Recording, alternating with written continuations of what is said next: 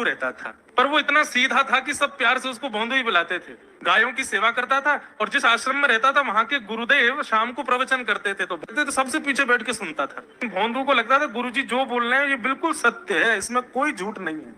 एक दिन गुरुजी प्रवचन करते हुए बोले, यमुना के पल्ली पार भांडीर वन में ठाकुर जी गैया चराने आए। भांडीर वन का नाम सुनते भोंदू कान खड़े हो गए।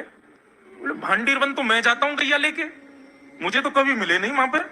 अरे मुंह में ही कमी होगी, मुंह में ही सामर्थ्य नहीं होगी उनको देखवे कि मैं ही नहीं देख पाए होंगे, वो तो आते होंगे वहां पे, मुझे ना दिखे होंगे।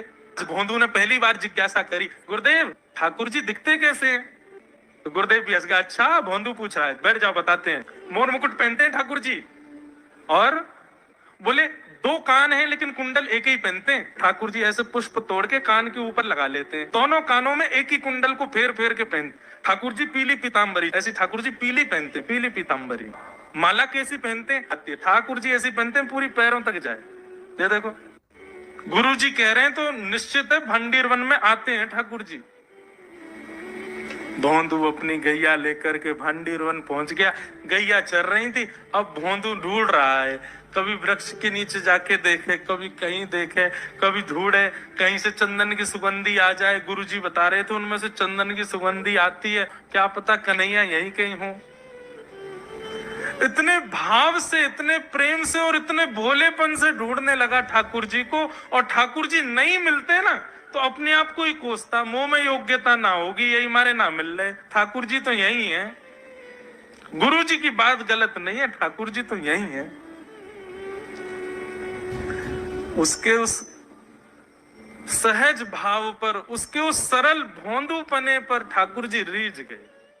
खुद को कोस रहा था, मुंह में योग्यता ना है, मुंह ठाकुर जी मिलना ही रहे। इतने में ही देखा सामने से असंख्य गायों का झुंड आ रहा है, और भोंदू ने जैसी उन गायों को देखा, ऐसी गाय कभी देखी नहीं, अलग गाय, सींग चमक रहे हैं, सींगों के ऊपर के भाग में सोने चांदी मढ़े हुए हैं, ऐसी ऐसी सुंदर सुंदर तंदुरुस्त गैया।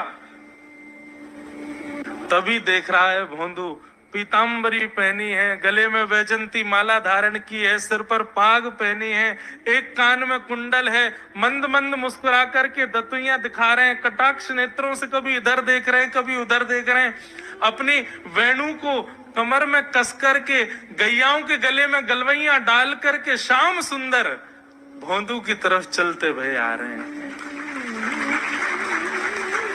ये दृश्य देख करके हाथ पांव कांपने लगे भोंदू के। उसको लगा मेरे पास तो आएंगे ही नहीं, है वहीं से